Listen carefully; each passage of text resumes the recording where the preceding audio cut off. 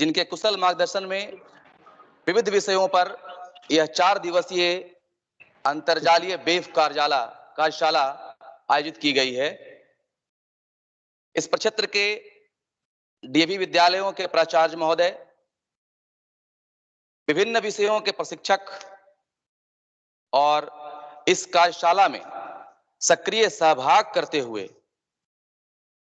अपने अपने विषय के मर्मज्ञ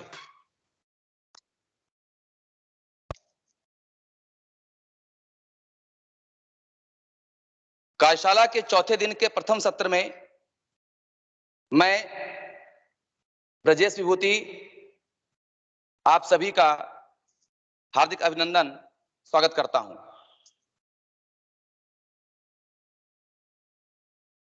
आज हम लोग इस आभासी पटल पर एक स्वस्थ विमर्श करने हेतु उपस्थित हैं।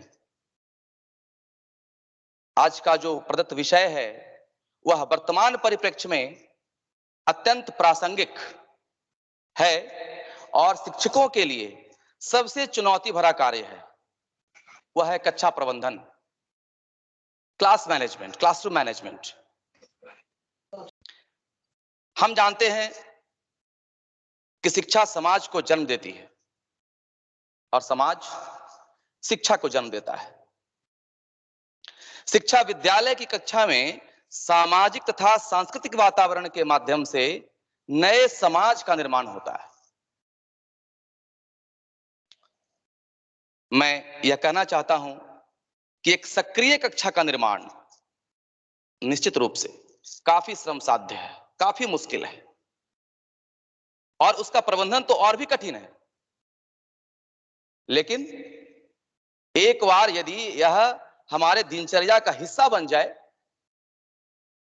तो शिक्षण अधिगम अत्यंत सरल हो जाएगा और प्रभावी भी हो जाएगा। कक्षा प्रबंधन आखिर है क्या? कक्षा प्रबंधन का क्या अर्थ होता है? हम बच्चे को क्लास में कैसे पढ़ा पाते हैं? एक रॉबर्ट एलावेंस दार्शनिक हुए जो कक्षा प्रबंधन की किस तरह से व्याख्या करते हैं। कहते हैं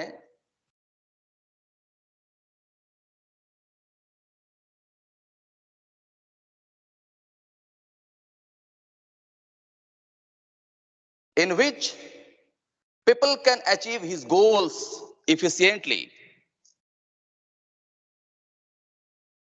कक्षा प्रबंधन पर्यावरण को बनाए रखने तथा उसे बनाने का कार्य है। It the work of creating, जिसमें व्यक्ति अपने लक्ष्यों को कुशलता और प्रभावशाली ढंग से प्राप्त करता है। एक और दार्शनिक हैं जिनकी चर्चा मैं प्रायः सेमिनारों में करता हूं, पीटर एफ डुकर। इन्होंने कहा है कि प्रबंधन ज्ञान की एक शाखा है, अनुशासन किया जाने वाला एक कार्य है। प्रबंधक इस ज्ञान और कार्यों के संपादन में प्रयोग करते हैं इसे और अपने कार्य को अंजाम देते हैं, कार्यों को पूरा कर लेते हैं। उन्होंने कहा कि management is a function of discipline, a task to be done, and managers practice this discipline, carry out the functions and complete this task। कक्षा प्रबंधन में एक कक्षा, उसके बच्चे और शिक्षक की अहम भूमिका होती है और हम सभी जानते हैं कि एक शिक्षक का वास्तविक कार्यक्षेत्र उसकी कक्षा ही होती है। कक्षा ही वह कार्यशाला है जहां वह अपने ज्ञान तथा व्यवस्था के माध्यम से छात्रों के जो उत्कृष्ट व्यक्तित्व है उसका उचित दिशा निर्देश प्रदान करता है। इस प्रकार शिक्षक का कार्य केवल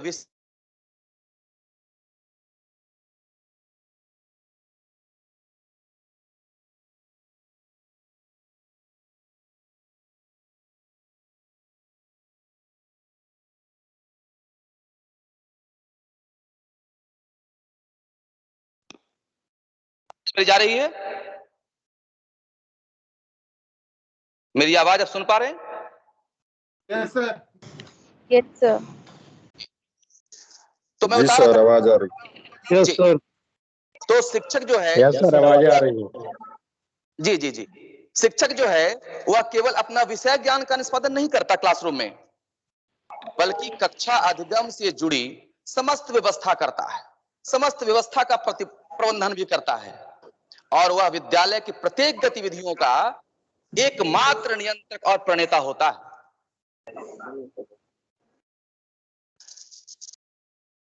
मैं यह बताना चाह रहा हूं कक्षा प्रबंधन आवाज आ रही है बैकग्राउंड से, हमको कार में सुनना है, हेडफोन चाहिए। आवाज आ रही है सर? विजय सर, विजय भूषण सर, आवाज आ रही है बैकग्राउंड से। ठीक है सर, हम देख लेंगे। जी, तो कक्षा प्रबंधन एक ऐसी तकनीक है, हम कक्षा को कैसे मैनेज करेंगे? तो कक्षा प्रबंधन एक ऐसी तकनीक है जो अध्ययन को कक्षा में अपने, थोड़ा सा सर म्यूट कर दिया जाए सर। सर हाँ, मैं बतला रहा हूं कि कक्षा प्रबंधन जो है वो ट्रिक है, तकनीक है जो अध्ययन को कक्षा में अपने गतिविधियों को नियंत्रण में रखकर सारी एक्टिविटी को कंट्रोल करता है वो, और एक प्रभावशाली प्रभावपूर्ण कक्षा में सहायता करे और शिक्षण उद्देश्यों को प्राप्त कर। शिक्षण उद्देश्य क्या है? हमारी बुद्धि लब्धि, और उद्देश्य को प्राप्त करने में आवश्यकता अनुसार सफलता प्राप्त कराए। चूंकि अध्यापक जो होता है वो कक्षा का लीडर होता है, कक्षा का नेता होता है, वह विद्यार्थियों का आदर्श भी होता है। अध्यापक की मुस्कुराहट, कुछ एप्रिसिएशन, प्रोत्साहन के शब्द, प्रशंसा तथा स्वभाव का जो विद्यार्थी है उसके व्यवहार पर बहुत अनुकूल प्रभाव पड़ता है। यूं कहें कि सही रूप से अपने विद्यार्थियों पर ध्यान देकर शिक्षक विद्यार्थी के शैक्षिक जो वातावरण है और उसके सामाजिक व्यवहार को बदल सकता है। शैक्षिक व्यवहार हो या फिर सामाजिक व्यवहार बदल सकता है। और हम ये भी जानते हैं कि किसी भी विद्यार्थी में, किसी भी विद्यार्थी के व्यवहार में अचानक परिवर्तन संभव नहीं है और न लाया जा सकता है, क्योंकि व्यवहार परिवर्तन की जो प्रक्रिया होती है बहुत स्लो होती है, बहुत धीमी होती है, तेज गति से उसकी प्रक्रिया नहीं होती है। शिक्षक विद्यार्थियों से जितना सहानुभूति पूर्वक व्यवहार करेगा, छात्र उनके विषय में उतना ही रुचि लेंगे।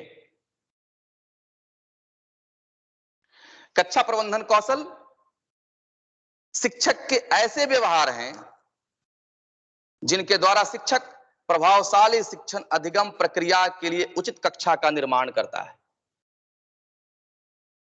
एक ऐसा कक्षा जहां शिक्षक के व्यवहार और छात्रों के व्यवहार को प्रभावशाली शिक्षण अधिगम प्रक्रिया में डाला जा सकता है।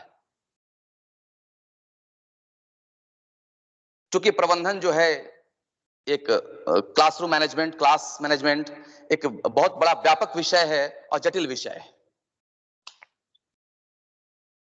तो हम उसकी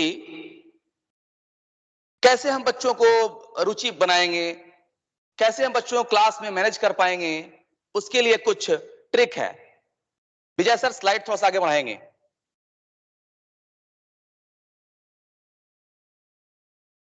हाँ, ये आइए, हो चुका है सर, आगे थोड़ा सा आगे, एक स्लाइड और, एक स्लाइड और, यस, नहीं थोड़ा सा बैक बैक, यस ठीक है। हाँ, तो कक्षा को कैसे मैनेज करेंगे, कौन कौन से कौशल अपनाने पड़ेंगे, उसके प्रमुख घटक क्या है, उसकी चर्चा मैं करना चाह रहा हूं। सबसे पहला तो आपका जो लर्निंग है, अधिगम है, उसको रोचक कैसे बनाएंगे। बच्चा एक ही चीज पढ़ते पढ़ते बोर महसूस करता है अपने आप को। जब तक उससे आप नया चीज देंगे नहीं, बच्चा आपके विषय में इंटरेस्ट नहीं लेगा, वो चुपचाप पीछे बैठा रहेगा। तो रुचि का जो आधार है वो जिज्ञासा होती है। बच्चे के अंदर जिज्ञासा पैदा करना है। और अपने जिज्ञासा कैसे पैदा होगा? जब अपने कंटेंट को, जब अपने मटेरियल को आप रुचिपूर्ण बनाएंगे। तो सबसे पहली बात है, सबसे पहला जो पॉइंट मेरा है कि अधिगम को रोचक कैसे बनाएं या बनाना। हम जो शिक्षक हैं आमतौर पर आदर्श व्यवहार करते हैं, नैतिक मूल्यों का प्रतिनिधित्व करते हैं और विषय वस्तु, बाल विकास और उनके मनोविज्ञान, उसका जो साइकोलॉजी होता है उसका अच्छा ज्ञान सब शिक्षक रखते हैं। लेकिन फिर भी उनका जो क्लास होता है बड़ा बोरिंग होता है। शिक्षक शिक्षण अधिगम प्रक्रिया के दौरान आयोजित सभी गतिविधियों के लिए जिम्मेदार है। बच्चा पढ़ रहा है तो भी जिम्मेदार, नहीं पढ़ रहा है तो उसकी भी जिम्मेदारी उसी की है। पीछे बेंच पर बैठ के सो रहा है या कुछ अलग गतिविधि में संलिप्त है, उसकी भी जवाबदेही शिक्षक की ही है। शिक्षक को अपने जो शिक्षण पद्धतियां हैं उसको बड़े बुद्धिमानी से, बड़े चालाकी से चयन करना चाहिए ताकि छात्र कक्षा शिक्षण में रुचि ले सके और उसमें मशगूल है, संलग्न है। इसमें हम विषय पर छात्रों को चर्चा हेतु अधिक से अधिक अवसर प्रदान करें। सिर्फ हम जाते हैं लेक्चर डेस्क के पास खड़े होते हैं और क्लास लेकर चले आते हैं, कुछ बोर्ड पे भी वर्क कर लेते हैं, लेकिन पीछे का बच्चा जो बेंच पे बैठा हुआ है वो आपके विषय को ध्यान से नहीं सुनता, नहीं लेता है कि हम उसके नाम को बुलाएं। ये जी पीछे क्या कर रहे हो, नाम लेकर बुलाना सीखिए। यदि शिक्षक नाम लेकर बुलाना सीख जाए तो आपका क्लास जो है एकदम परफेक्ट चलेगा और जो अधिगम की प्रक्रिया है बहुत तीव्र गति से वहां होगी, बच्चे सीख पाने में सक्षम हो पाएंगे। जो मैंने अनुभव किया है कि कक्षा अधिगम में रुचि बनाए रखने के लिए शिक्षक को व्यवहारिक जीवन के उदाहरण का व्यापक उपयोग या प्रयोग करना चाहिए। व्यापक प्रयोग, हम आसपास की वस्तुओं के उदाहरण से बच्चे को समझा सकते हैं। दूसरा मुख्य बिंदु जो है वो छात्रों को उद्देश्यों की प्राप्ति के लिए प्रेरित करना, मोटिवेट करेंगे उसको। सबसे महत्वपूर्ण बिंदु है यह क्लास मैनेजमेंट का कि हम छात्रों को सीखने के लिए प्रेरित कैसे करें। छात्रों को सीखने के लिए प्रेरित करना एक मुश्किल काम है क्योंकि आज के दौर में छात्रों के सामने बहुत सारी चीजें हैं समाज में जो उनके मन मस्तिष्क को भटका कर ले जाती है। इतनी वस्तुएं फैली हुई हैं समाज में कि बच्चे भटक जाते हैं और जब तक आप कंटेंट आप रुचिपूर्ण नहीं देंगे बच्चे उसमें इंटरेस्ट नहीं लेंगे। तो उसका ध्यान आकर्षित करने के लिए हमको क्या करना चाहिए? तो सबसे पहला चीज कि छात्रों को खुद करके सीखने, लर्निंग बाय डूइंग, छात्रों को खुद करके सीखने का अनुभव दीजिए। खुद से करें बच्चे सीखेंगे। और क्लासरूम में बच्चों की जो भागीदारी हो वो सुनिश्चित करने वाली कुछ रणनीतियां ऐसी बनाई जाएं। और सबसे महत्वपूर्ण बिंदु कि छात्रों को सवाल करने के लिए प्रोत्साहित करें। बच्चे अक्सर सवाल नहीं करते हैं क्लासरूम में। क्यों नहीं करते हैं? जो पढ़ने में तेज बच्चे होते हैं वो तो पूछ लेते हैं, लेकिन जो पढ़ने में थोड़ा सा भी कमजोर बच्चा होता है वो आपसे प्रश्न नहीं करेगा। उसे कहीं ना कहीं डर सताता है और डर इस बात का है कि हम कुछ पूछें सारे बच्चे हंस दें या सर डांट दें। इस तरह की भावनाओं से ग्रसित होता है और बच्चा आपसे बात नहीं कर पाता, आपसे पूछ नहीं पाता प्रश्न। तो सबसे पहला चीज कि उसको एक रणनीति बनाएं और सवाल पूछने के लिए, सवाल करने के लिए प्रोत्साहित करें। कम से कम छात्रों को एहसास दिलाएं जो शिक्षक हैं, बतौर शिक्षक आप उनकी परवाह करते हैं।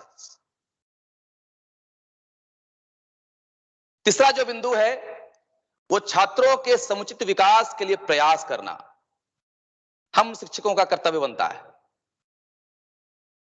कि छात्रों का जो सर्वांगीण विकास कैसे हो उसका प्रयास करना।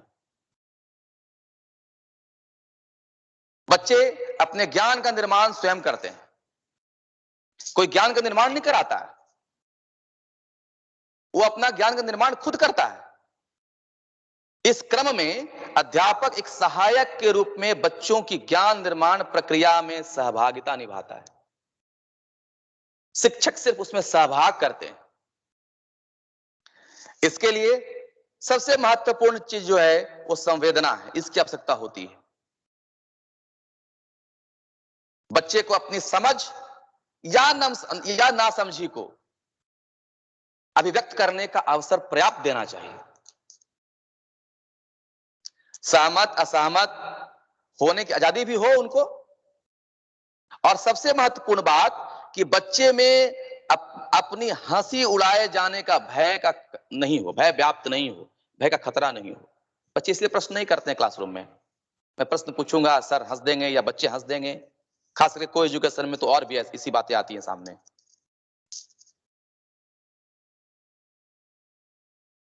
चौथा बिंदु जो है वो विद्यार्थी अध्यापक अंतः क्रिया को प्रोत्साहित करना चाहिए। जब अंतः क्रिया का मतलब क्या होगा? जब दो या दो से अधिक व्यक्ति एक दूसरे के संपर्क में आते हैं तो अंतः क्रिया प्रारंभ हो जाती है। इसमें व्यक्तियों के द्वारा विचार या भावों का आदान प्रदान होने लगता है या होता है। तो यहीं से और इसके साथ ही क्या होता है कि विद्यार्थी के साथ शिक्षक का भी अंतः क्रिया प्रारंभ हो जाती है, जिसे कक्षा में शिक्षक प्रश्न पूछकर विद्यार्थियों के अंतः क्रिया को प्रोत्साहित कर देते हैं या करते हैं।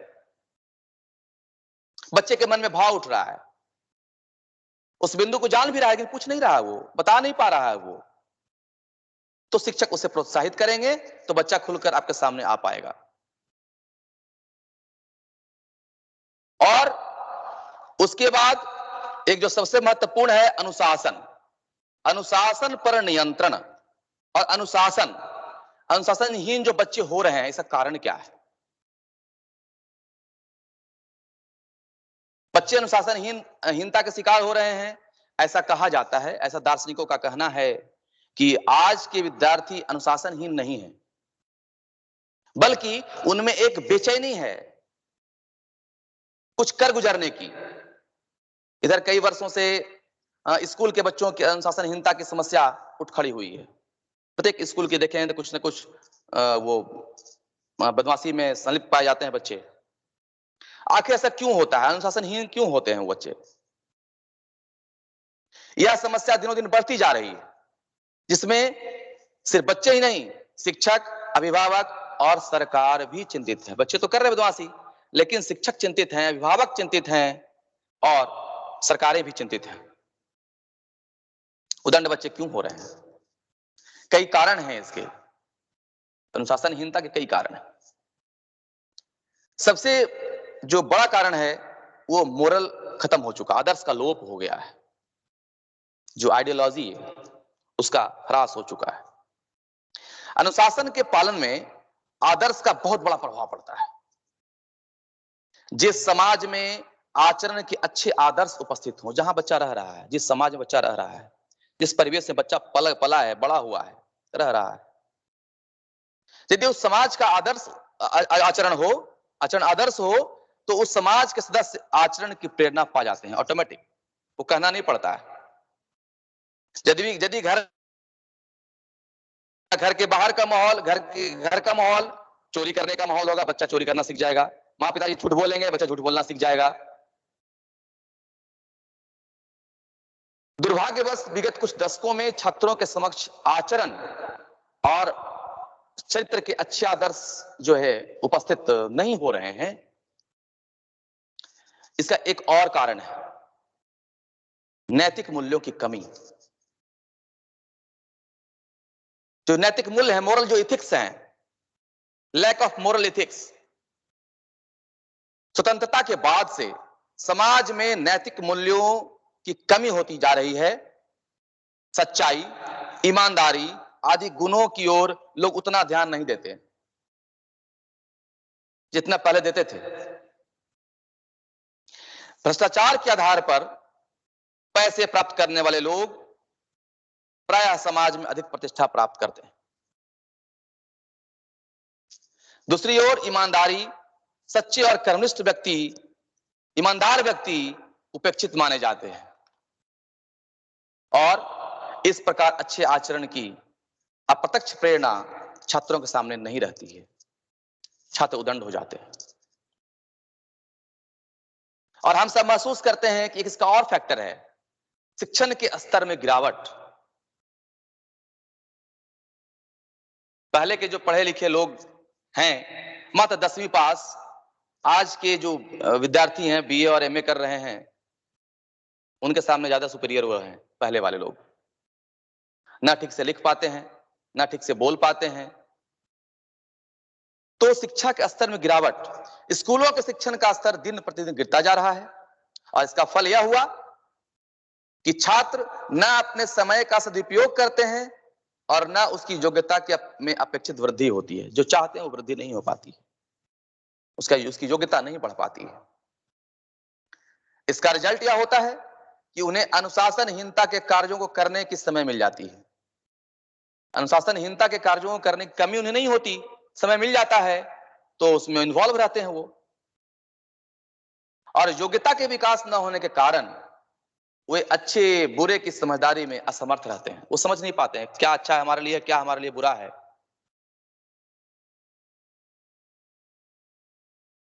एक और इसका फैक्टर है अनुशासनहीनता का, मानसिक शिक्षा। विद्यालय में जो शिक्षा दी जाती है वह प्रायः मानसिक ढंग की होती है और जो हाई लेवल की शिक्षा है, माध्यमिक और उच्च माध्यमिक शिक्षा जो के केंद्र हैं, उसमें मानसिक शिक्षा का बोध बहुत बढ़ जाता है, ओवरलोडेड होता है। बहुत से छात्रों की ऐसी शिक्षा के प्रति न पर्याप्त दिलचस्पी होती है, न वो विषय के प्रति न वो विषय के बोझ को संभाल पाते हैं, न उसके प्रति ध्यान देते हैं। वो अपने को ही हीन मानने लगते हैं, हमसे ये नहीं हो पाएगा, ये बहुत बोझिल सब्जेक्ट है, बोझिल विषय है। इस हीनता के लिए भी वे अनुशासनहीनता, मारपीट या उदंडता आदि की ओर जो है वो प्रवृत्त हो जाते हैं, चले जाते हैं। उतना ही नहीं, कुछ तो विद्यालयों महाविद्यालयों में आजकल राजनीतिक नेताओं का प्रोत्साहन भी मिलने लगा है, जिससे बच्चे उदंड बन जाते हैं। कुछ राजनीतिक नेता जो हैं अपने संकीर्ण स्वार्थ की सिद्धि के लिए छात्रों को गंदी राजनीति में घसीटते हैं।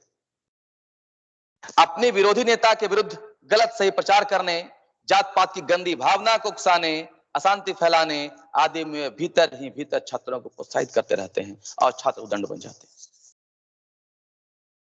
और सबसे महत्वपूर्ण चीज आज की शिक्षा में दंड का अभाव है। हम बच्चे को दंडित नहीं कर सकते हैं, दंड का अभाव है। तो दंड के अभाव से भी बच्चे नहीं पढ़ पाते हैं। आधुनिक शिक्षा और शिक्षण में दंड बिल्कुल वर्जित है, बिल्कुल नहीं। बच्चे को डांटना नहीं है, डांटना है, मारना नहीं है। लेकिन जहां विद्यालय में अनुशासन तथा व्यवस्था खतरे में हो, वहां इस रक्षा करने का उपाय नहीं दिख पड़े, वहां दंड में परहेज रखना हितकर न होगा, दंड देना ही होगा। ऐसा ना होने से अनुशासनहीनता, छात्रों के मन में किसी प्रकार का भय नहीं होगा और वे अपने सही गलत कार्यों को दोहराते जाएंगे, बार बार करते जाएंगे। इसलिए दंड जरूरी है। कहीं कहीं लोग कहते हैं कि दंड नहीं होना चाहिए, दंड जो है वो बिल्कुल नहीं होना चाहिए। पुरानी शिक्षा पद्धति में ऐसा था, दंड का विधान था। वहां लोग कहते थे, अरिस्टोटल ने कहा कि spare the rod and spoil the child. दंड का ना होना बच्चे को बिगाड़ता है।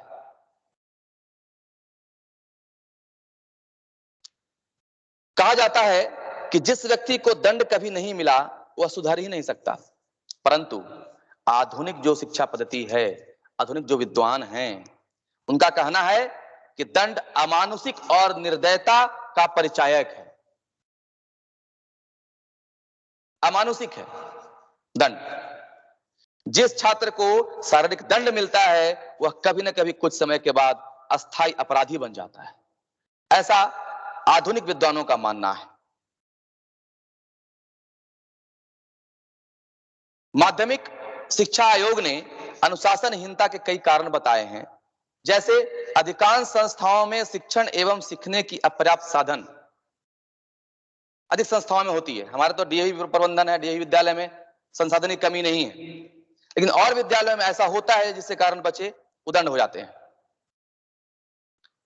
राजनीतिक दलों द्वारा शिक्षण संस्थाओं में हस्तक्षेप करना, मैं इस पार्टी से हूं, मैं उस पार्टी से हूं, छात्रों को ये मिलना चाहिए, ये होना चाहिए, तो इस तरह से जो हस्तक्षेप होता है दलों का, इससे ही बच्चे उदंड हो जाते हैं। तो अनुशासनहीनता पर नियंत्रण रखने के लिए क्या उपाय, कैसे हम अनुशासनहीन बच्चों पर नियंत्रित कर पाएं, कैसे उसे कंट्रोल कर पाएं। तो सामने बात आती है कि सबसे पहला जो है, विद्यालय के शिक्षण के स्तर को ऊंचा उठाना चाहिए।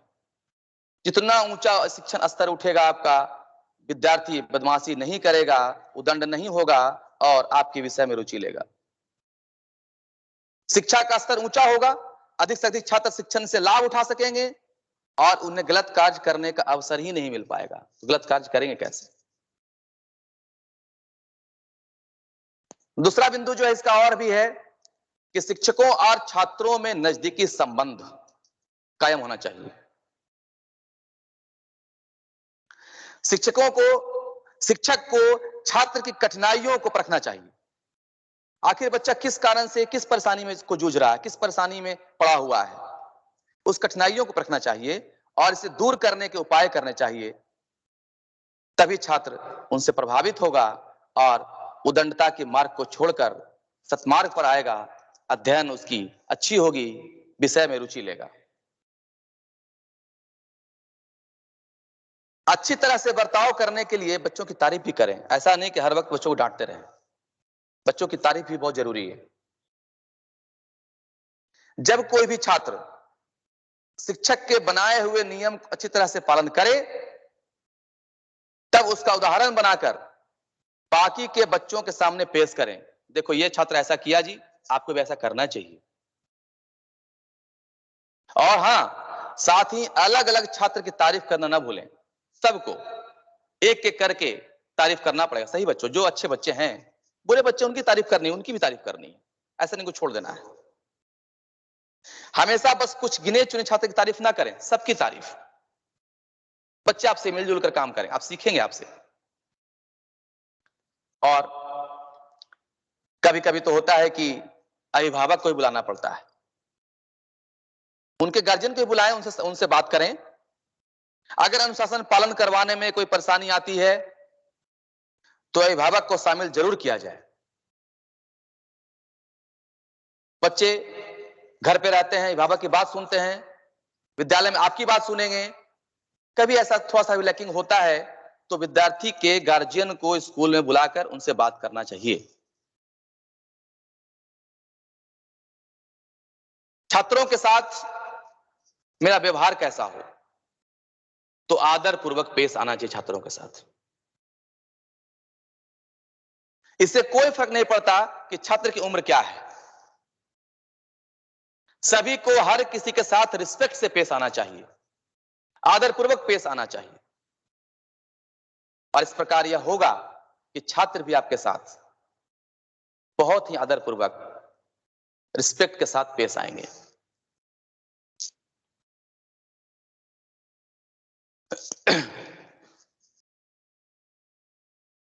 छात्रों को एक्टिविटी में एंगेज करें या शामिल रखें, उदंडता से दूर रहेगा वो, अनुशासनहीनता के मार्ग से हट जाएगा वो। जब छात्र क्लास से जुड़ी किसी क्रियाकलाप में शामिल रहेंगे, तब वे खुद ही क्लास को ज्यादा से ज्यादा व्यवस्थित करने की जिम्मेदारी उठा लेंगे। ज्यादा परेशान इसमें होने की आवश्यकता नहीं है। छात्र खुद अपनी जिम्मेदारी उठा लेगा। उन्हें इंगेज करने के लिए कुछ मजेदार लेसन्स तैयार करें घर पे, जो हम लोग नहीं कर पाते हैं। बहुत सारे शिक्षक करते भी हैं, उनका क्लास प्रबंधन अच्छा होता है। छात्रों का सारा ध्यान क्रियाकलाप में लगा रहे, इससे वो उदंडता के मार्ग से हटकर शिक्षण पर ध्यान देगा, अधिगम पर ध्यान देगा। का लर्निंग पर ध्यान देगा वो।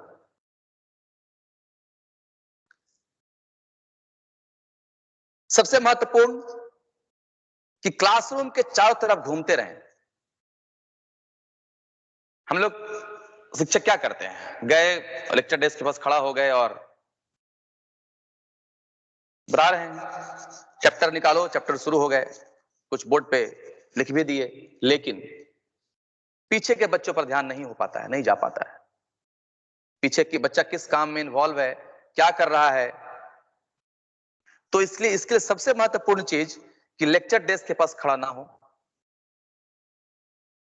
बल्कि क्लास के चारों तरफ घूमे। इससे छात्र को लगेगा कि शिक्षक जो है वो हमारे साथ हैं, और इससे वो अनुशासनहीनता में कमी आएगी। बच्चे क्लासरूम में एंगेज रहेंगे, अपने क्रियाकलाप में एंगेज रहेंगे और लर्निंग को प्रमोट करेंगे। हम क्या करते हैं, किस छात्र को कोई बदमाशी करता है, उदंडता कर दिया तो उसको क्लास में अपमानित करते हैं। बिल्कुल भी ऐसा नहीं होना चाहिए। अगर शिक्षक को किसी छात्र के साथ किसी अनुशासन पर बात करनी हो तो ऐसे किसी भी तरीके से बात नहीं करें जिससे छात्र का अपमान हो। बच्चे बड़े हो गए, समझदारी है उनमें,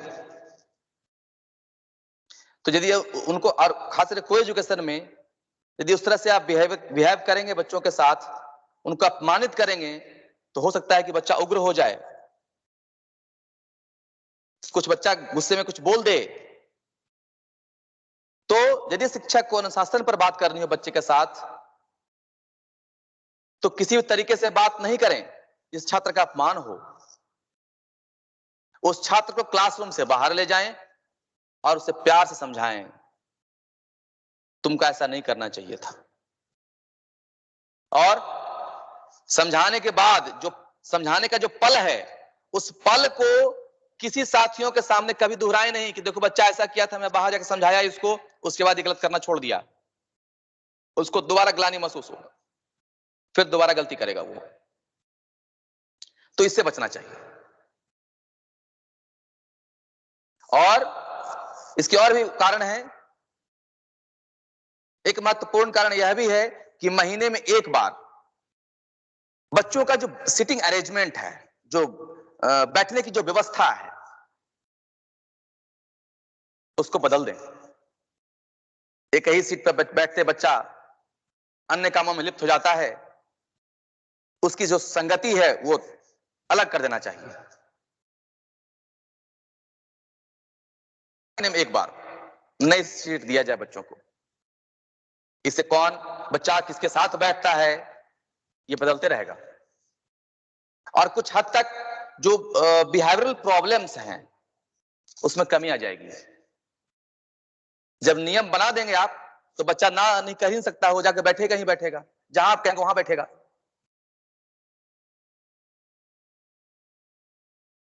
हाँ, प्रोफेशनल की तरह व्यवहार जरूर करें अपना।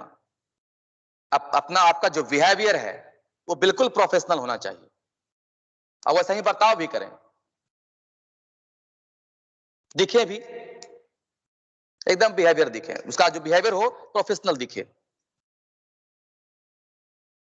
अगर हम चाहते हैं कि हमारे विद्यार्थी हमें गंभीरता से लें, तो जरूरी है कि हम एकदम प्रोफेशनल दिखें, बिल्कुल प्रोफेशनल, काम से काम।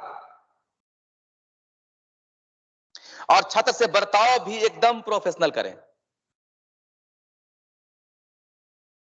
हमारा बहुत कैजुअल बर्ताव अपने छात्र के मन में अपनी गरिमा के ऊपर शक उत्पन्न करेगा।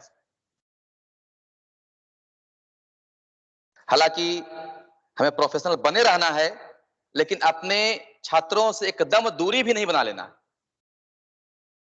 उसकी जो समस्याएं हैं, उसके जो प्रश्न हैं, उसके जो विचार हैं, वो सबको सुनना है।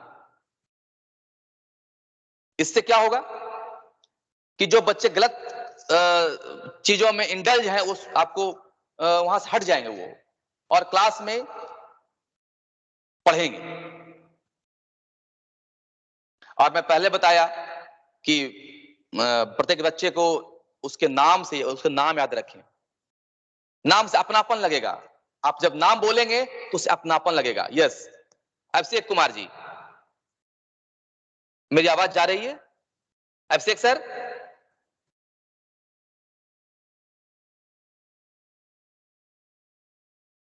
चलिए आगे बढ़ाएं सर। हाँ हाँ, आगे बढ़ाइए, आगे बढ़ाइए।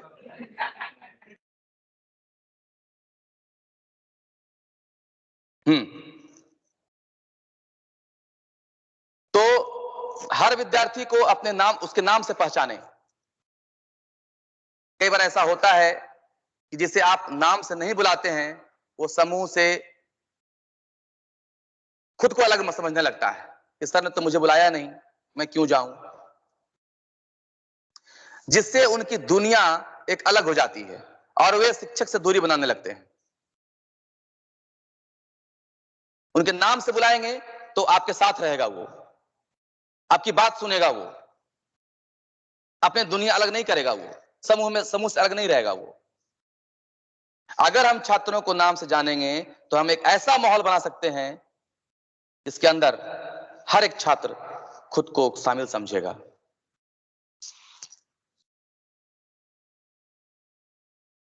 और कक्षा में होने वाली गलतियां और उनका समाधान, ये जो है कक्षा प्रबंधन का बहुत इंपॉर्टेंट, बहुत महत्वपूर्ण है। कक्षा में गलतियां होती हैं, बच्चे भी करते हैं, कभी कभी शिक्षक भी। तो हम शिक्षकों को क्या नहीं करना चाहिए वहां? कक्षा का प्रबंधन सचमुच शिक्षक के लिए चुनौती भरा कार्य है।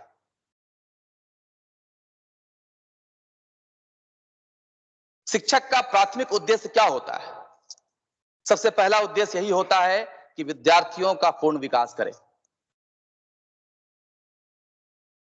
और पूर्ण विकास तभी संभव है जब शिक्षक अपने प्रबंधन के द्वारा, अपने मैनेजमेंट के द्वारा विद्यार्थियों का ध्यान अपनी ओर आकर्षित कर पाने में सक्षम होंगे। यदि शिक्षक अपने विद्यार्थी का ध्यान अपनी ओर आकर्षित कर पाता है तो सच मानिए छात्र आपके साथ जुड़े रहेंगे। अगर हम ऐसा नहीं कर पाते तो छात्र अपने उद्देश्य को प्राप्त नहीं कर सकेंगे। कुछ ऐसी गलतियां जो हम शिक्षकों द्वारा भी कक्षा में हो जाती है,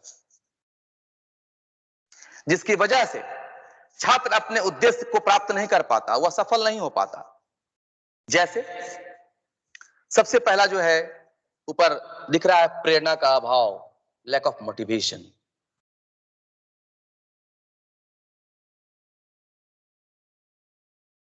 शिक्षण प्रक्रिया में प्रेरणा का स्थान सबसे महत्वपूर्ण माना जाता है। अगर आप बच्चे को मोटिवेट करेंगे तो वो लर्न करेगा। प्रेरणा छात्रों के लिए नई बात सीखने के लिए उत्साहित करती है, प्रोत्साहित करती है। और एक कुशल शिक्षक का यह परम दायित्व तो बनता है कि वह प्रभावशाली ढंग से,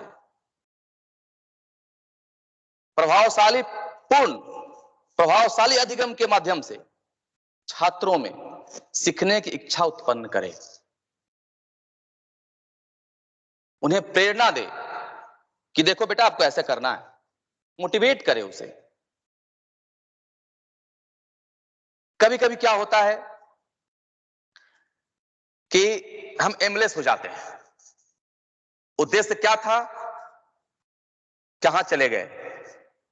एक शिक्षक की सबसे बड़ी गलती तब होती है जब बिना किसी उद्देश्य निर्धारित किए ही कक्षा शिक्षण अधिगम कार्य संपादित करते हैं। हम क्लास में जाते हैं बिना लेसन प्लान का,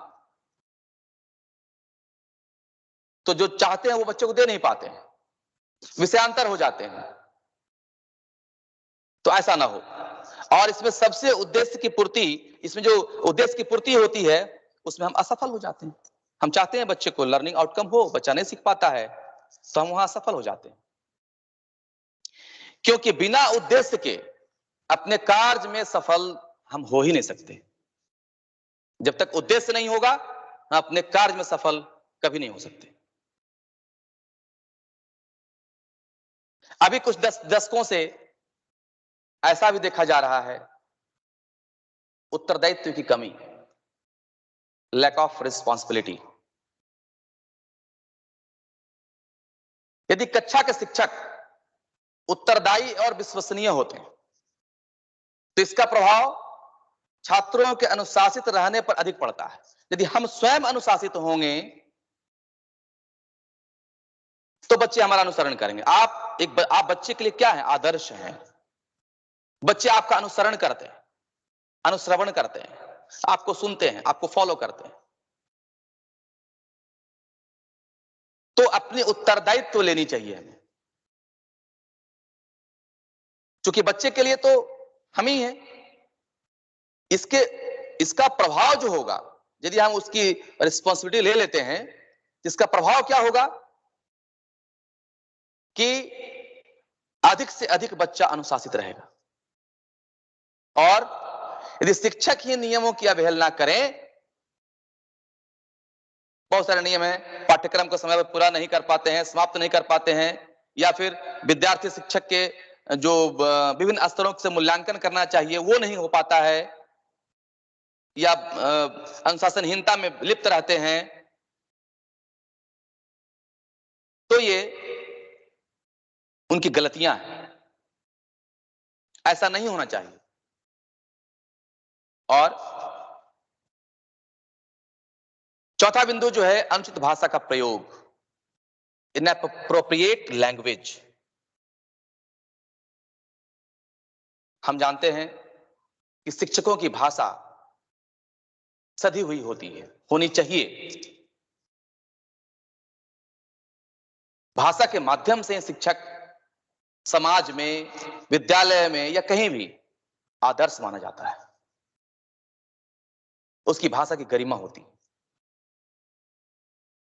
कक्षा में शिक्षकों द्वारा उचित भाषा का प्रयोग नहीं करने पर छात्र और शिक्षक दोनों का व्यवहार निरस हो जाता है।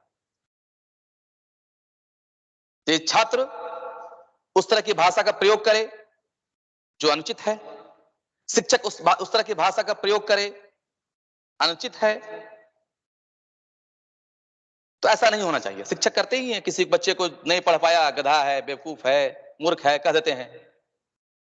तो इस तरह की भाषा पर लगाम देनी होगी। इस तरह की भाषा का प्रयोग एक शिक्षक कक्षा में नहीं करें।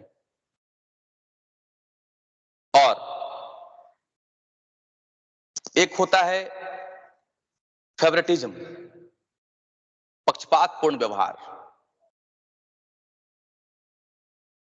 कक्षा शिक्षण के दौरान हमने ऐसा पाया, आपने भी महसूस किया होगा, कुछ छात्र ऐसे होते हैं जो शिक्षक के प्रिय बन जाते हैं, और शिक्षक उन्हीं प्रिय छात्रों पर ज्यादा ध्यान देते हैं। अतः शिक्षक का पक्षपात या भेदभाव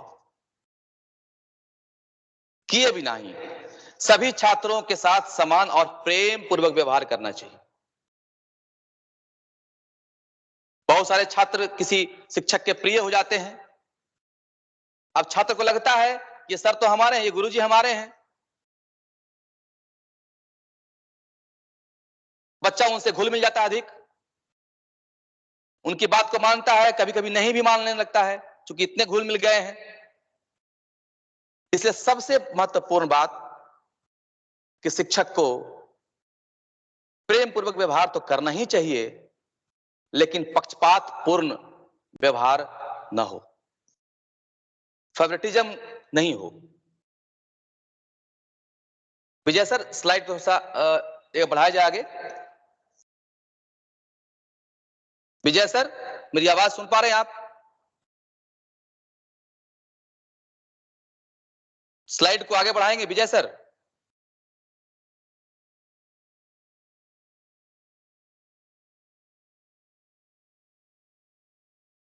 विजय सर, मेरी आवाज सुन पा रहे हैं?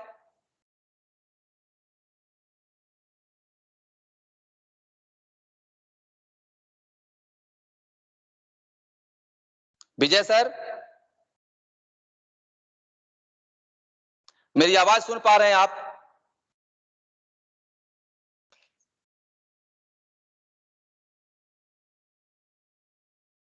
विजय सर, चलिए, तो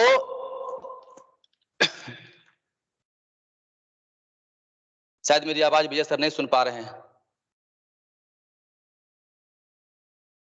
होता क्या है क्लास में कि जो भी कक्षा हम लेते हैं वह एक शिक्षक के द्वारा संपन्न किया जाता है, और जैसा शिक्षक का नेतृत्व होगा कक्षा का व्यवहार भी वैसा ही होगा, क्लास का मैनेजमेंट भी वैसा ही होगा, शिक्षक के अनुरूप होगा।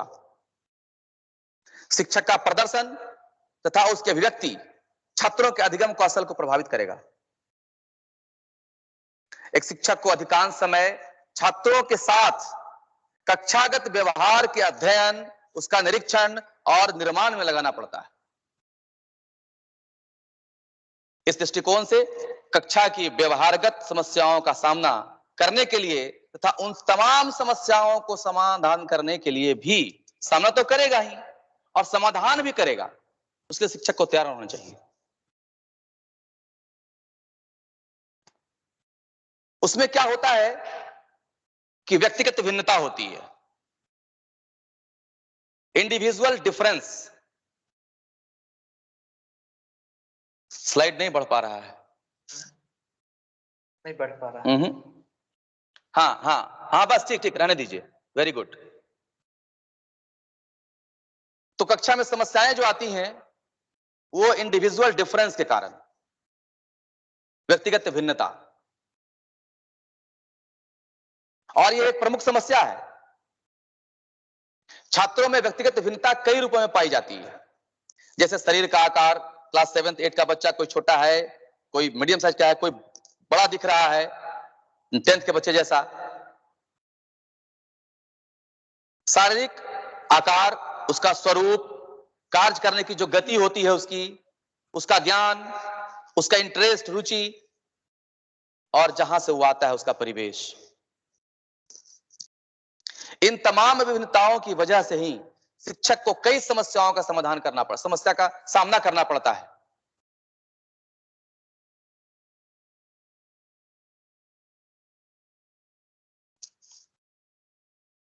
मेरी आवाज जा रही है विनोद सर?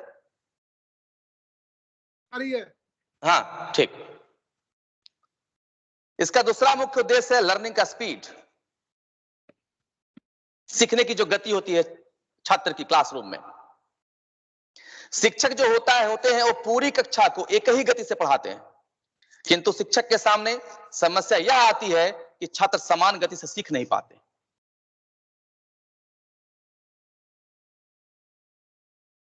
स्लाइड चेंज कर दिए हैं विजय सर? नहीं, आगे बढ़िए, पीछे थोड़ा सा पीछे था, स्लाइड बहुत आगे चला गया। और आगे, पीछे पीछे, हाँ नहीं नहीं, पीछे जाइए, और थोड़ा पीछे जाइए, 4 या 5 स्लाइड पर, और पीछे, और पीछे, हाँ छोड़ दीजिए, रहने दीजिए। तो हम व्यक्तिगत विभिन्नता की, हाँ, सीखने की गति पे बात कर रहे थे। जिस गति से शिक्षक समझाते हैं बच्चों क्लासरूम में, बच्चे उस गति से सीख नहीं पाते, उनका लर्निंग स्पीड उतना नहीं हो पाता है, क्योंकि एक ही उम्र के छात्रों में सीखने की तत्परता का समान स्तर होना आवश्यक नहीं है, इसलिए उनके सीखने की गति में भिन्नता पाई जाती है। कोई बच्चे कुछ बच्चे तेज सीखते हैं, कुछ बच्चे आपके दिए हुए कार्य को करके बैठ जाते हैं, और कुछ करते ही रहते हैं। अगला बिंदु जो है इसका, विशेष योग्यता की समस्या, प्रॉब्लम्स ऑफ स्पेशल एबिलिटीज। कक्षा में सभी छात्र व्यक्तिगत भिन्नता लिए होते हैं, कोई तेज बोलता है, कोई तेज दौड़ता है, कोई तेज लिख सकता है। कक्षा का शिक्षण सामान्य होता है और ऐसी स्थिति में कक्षा के छात्रों की सामान्य योग्यता का उपयोग किया जाता है। उसकी विशेष योग्यता का लाभ उसे मिल नहीं पाता। उसकी विशेष योग्यता का लाभ हम लोग बाद में लेते हैं। जैसे असेंबली कोई करवाना चाहता है उसमें ले, कोई फुटबॉल अच्छा खेलता है, कोई क्रिकेट अच्छा खेलता है, उसकी विशेष योग्यता है, उसका उपयोग हम लोग बाद में कर लेते हैं। भयभीत होना, स्केयर्ड। कई छात्र अपने शिक्षकों और साथियों से भयभीत रहते हैं। वो अपनी बातों को, अपनी समस्याओं को शिक्षकों के सामने रखने में हिचकिचाते हैं, जिससे क्या होता है कि शिक्षक को भी अपने छात्रों को समझने में परेशानी होने लगती है। आखिर ये बच्चा चाह क्या रहा है। और जब बच्चा कह नहीं पाएगा तो उसका जो पांचवा बिंदु है, आक्रामक व्यवहार। अपनी बात को बच्चा रख नहीं पाया तो उसके व्यवहार कैसे होंगे, आक्रामक हो जाएंगे, एग्रेसिव बिहेवियर हो जाएगा उसका।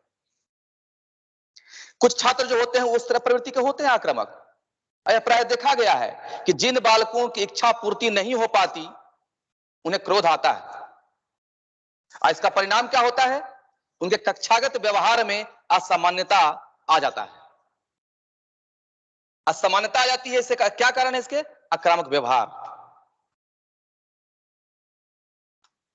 फिर होता है लैंग्वेज डिसऑर्डर, भाषा विकार। इसमें क्या होता है कि बच्चे विभिन्न सामाजिक परिवेश से आते हैं। आप विद्यालय में कोई बच्चा उस एरिया से, किसी अलग अलग डिफरेंट लोकेशन से बच्चे स्कूल में पढ़ने आते हैं। इसका कारण क्या है, ध्वनि परिवर्तन। हम बोलते हैं कुछ और अर्थ कुछ और निकल जाता है, अक्षर लोप हो जाता है, बीच में अक्षर ही गायब हो जाता है। बच्चे तुतलाते हैं या बच्चे हकलाते हैं। ये व्यवहार समस्या जो होती है वो छात्रों के कक्षागत व्यवहार को प्रभावित करती है। क्षेत्र बदलने से भाषा में बदलाव होता ही है, चाहे जैसे भी हो। आप देखिए शब्द का लोप कैसे होता है। शब्द था स्कंध, इसका लोप हो गया, कंधा शब्द बन गया। वाष्प शब्द था, वाष्प वेपर, वाष्प खत्म हो गया, भाप बन गया। ये क्या हुआ, क्षेत्र बदलने के कारण भाषा में बदलाव आया। ध्वनि परिवर्तन भी हुआ। शाप था, श्राप बन गया। कब ही को कभी बोल देते हैं, तब ही तभी बोल देते हैं। ये सब क्या है, ध्वनि परिवर्तन। शिक्षा से सीख बन गया, लोप। तो इस तरह से क्षेत्र बदलने के साथ भाषा में बदलाव आता ही आता है। एक है चोरी करना, स्टीलिंग। कक्षा में क्या होता है, कक्षागत व्यवहार में चोरी करना भी छात्रों द्वारा किया गया एक व्यवहार है। बच्चे ऐसा अक्सर करते हैं। जिन छात्रों को आवश्यक सुविधाएं नहीं मिल पाती उनमें अन्य छात्रों के समान जो सामान लाते हैं बच्चे, उनको चोरी करने की इच्छा उत्पन्न हो जाती है। मैं इसको चुरा लूं, मेरे पास नहीं है, उनको चाहिए, चुरा लेते हैं। और यह शिक्षकों के सामने एक बड़ी समस्या खड़ी हो जाती है। झूठ बोलना, अंतिम बिंदु जो है झूठ बोलना। झूठ बोलना कक्षागत व्यवहार की प्रमुख समस्या है। यदि यदि विद्यालय में बच्चे से कुछ प्रश्न पूछते हैं, प्रश्न करते हैं, हाँ जी आपको ये आता है, सर वो जानता है सर, वो खुद नहीं बोलेगा मैं जानता हूं, वो जानता है सर, वो बताएगा सर, वो बच्चे को मालूम है। हाँ जी आप बताइए सर, मैं, वो बताएगा, वो बताना चाह रहा है सर, बच्चे को सब मालूम। तो कक्षागत व्यवहार की प्रमुख समस्या है झूठ बोलना। बहानेबाजी, होमवर्क नहीं करके आया, झूठ बोलने का प्रबल कारण है, महत्वपूर्ण कारण है। और उस तरह से धीरे धीरे क्या होता है कि बच्चे में झूठ बोलने की आदत बन जाती है। अब चूंकि कक्षागत समस्याओं के समाधान का हल किया जाना अति आवश्यक है, चूंकि समस्याएं आती हैं तो उसका समाधान भी चाहिए। और कक्षा के व्यवहार से अध्यापक का शिक्षण और छात्रों का अधिगम, अध्यापक का शिक्षण और छात्रों का अधिगम दोनों बिल्कुल प्रभावित होते हैं। इसलिए समाधान के लिए कुछ मैं अपनी बात रखना चाहूंगा। समाधान कैसे करेंगे इसका, जो कक्षागत समस्याएं आती हैं शिक्षकों के समक्ष, उसका समाधान कैसे करेंगे। तो शिक्षक को शिक्षण करते समय वैयक्तिक भिन्नता का ध्यान रखिए। बच्चा किस लोकेशन से आया है उसकी ध्यान रखना जरूरी है। सीखने की जो गति होगी सामान्य बनाए रखने का प्रयास करें।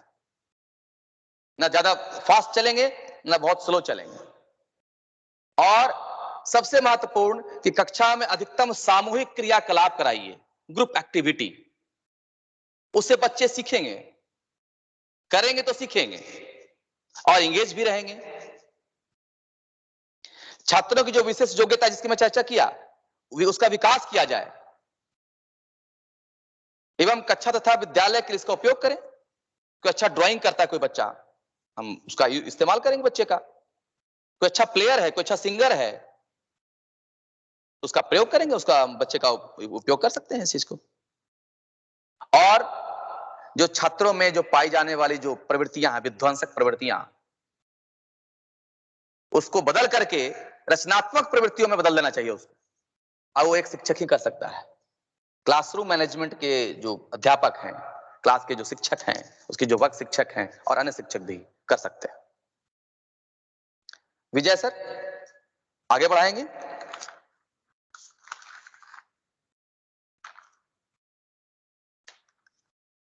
आगे बढ़ाएंगे विजय सर। और आगे sir.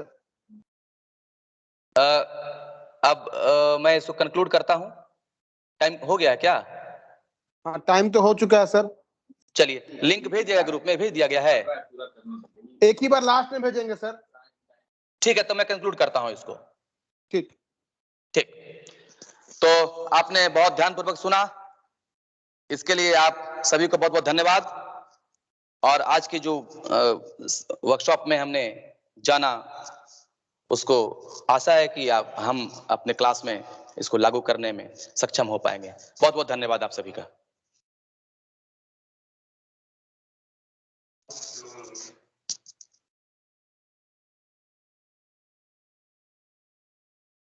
Vijay sir.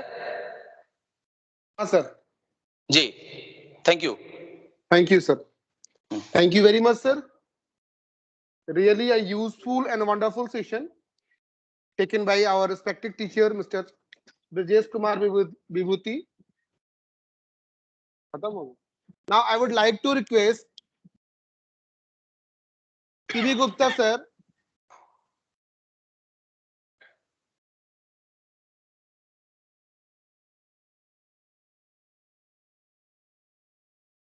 to present his session.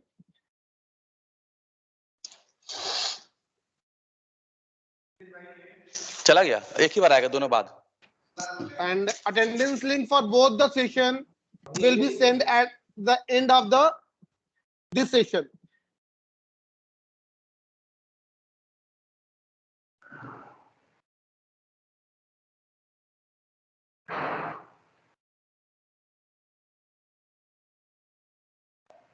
CB sir आ गए हैं।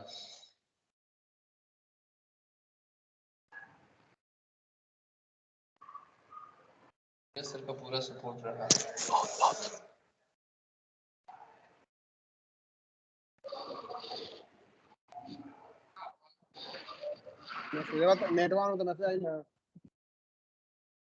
Thank you, Vijay sir, to share with us lot of information.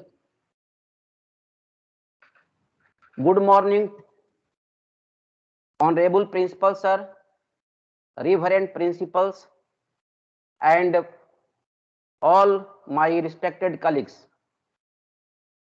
Good morning to all of you. Am I here to all? I need one confirmation. Vijay sir.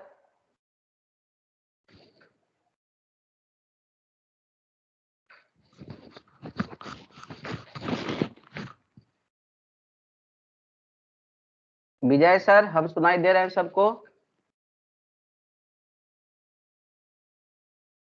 Neeraj ji,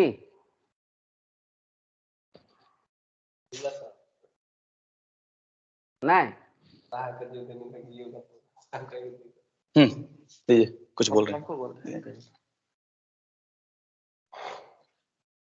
कुछ क्या बोल रहे हैं? कुछ बोल रहे हैं क्या सीबी सर? सुनाई दे रहा है नीरज जी? जी जी सुनाई दे रहा है। Okay. Okay, okay.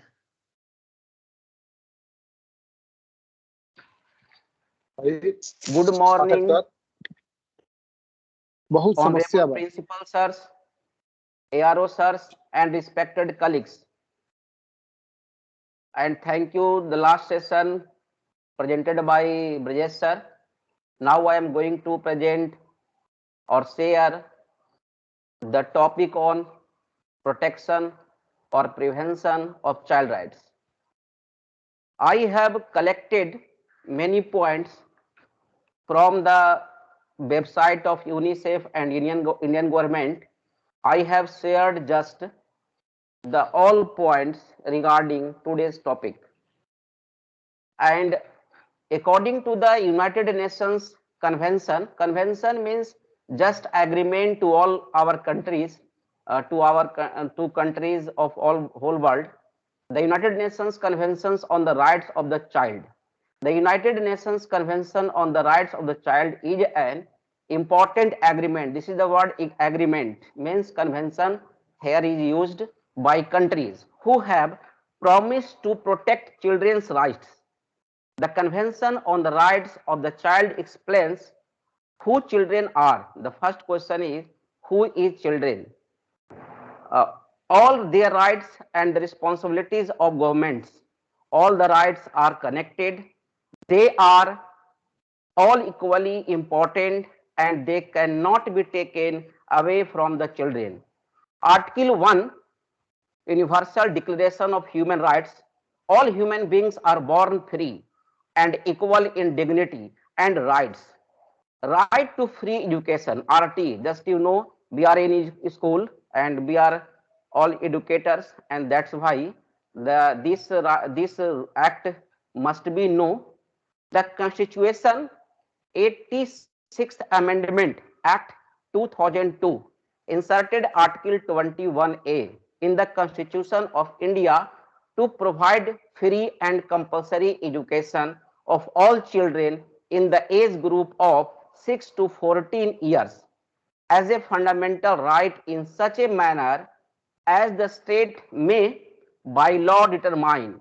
The right of children to free and compulsory education RTE Act 2009, which represents the consequential legislation agreement or agreed or arranged under the Article 21A, means that every child has a right to full time elementary education of satisfactory and equitable equality in the formal school, which satisfies certain essential norms and standards. Article 21A and the RT Act came into effect on 1st April 2010. The title of the RT Act incorporates the words free and compulsory, means free education. And the DAV Association also follow this rule to take admission according to RT, means that no child other than a child who has been admitted by his or her parents to a school which is not supported by the appropriate government shall be liable to pay any kind of fee or charges or expenses which may prevent him or her from pursuing and completing elementary education. Compulsory education casts an obligation on the appropriate government and local authorities to provide and ensure admission, attendance and completion of elementary education by all children in the 6 to 14 age group. With this, India has moved forward to rights-based framework that casts a legal obligation on the central and the state governments to implement these fundamental child rights as presumed in the Article 21 of the Constitution in accordance with the provisions of the RT Act. RT Act is applicable in whole world, India also, and this law is actually taken by the Indian government and suggested by the right to article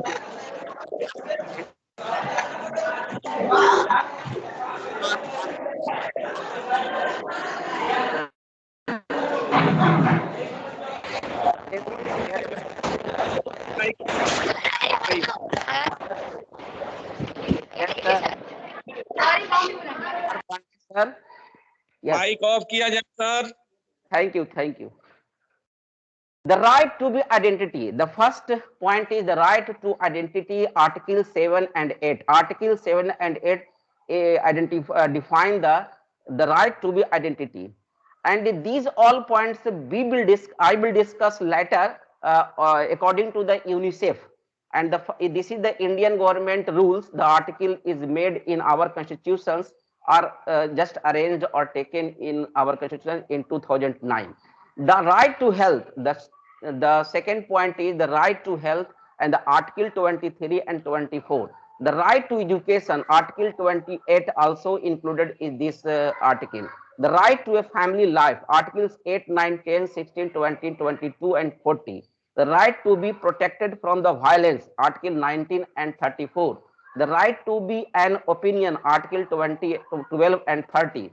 The right to be protected from the armed conflict, just like a current war in Russia, between the Russia and Ukraine, and this protect the child to violence or armed conflict. The right to be protected from exploitation, article 19, 32, 34, 36 and 39.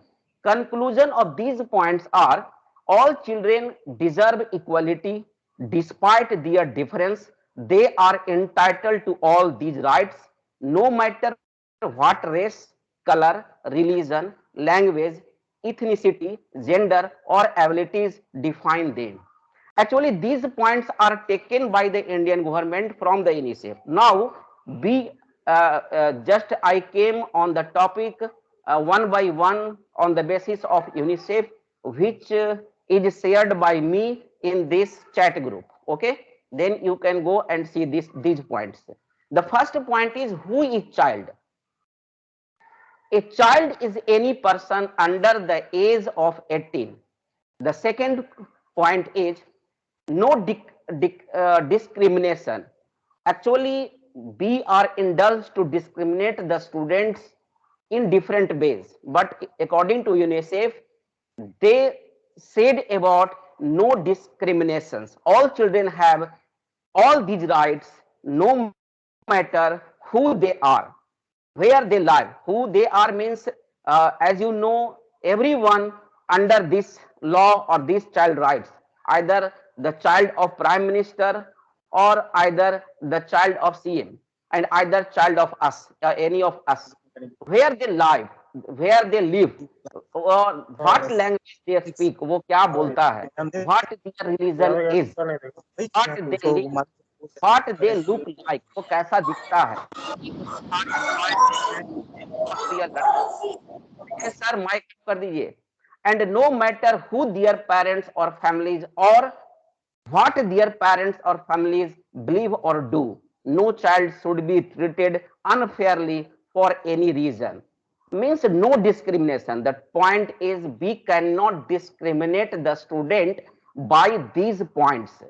Now the next point is best interest of the child. Child का interest कौन सा है? जिस तरह का child का interest है, उसी तरह से एडल्ट्स जो है हम लोग उसका डिसीजन ले सकते हैं. When adults make decisions, they should think about how their decisions will affect children. हम जो भी डिसीजन करते हैं वो चिल्ड्रन पे क्या लागू होगा, क्या उसका भला है, इस पर भी हम सोच सकते हैं, या सोच करके ही डिसीजन लेना है. All adults should do what is best of children.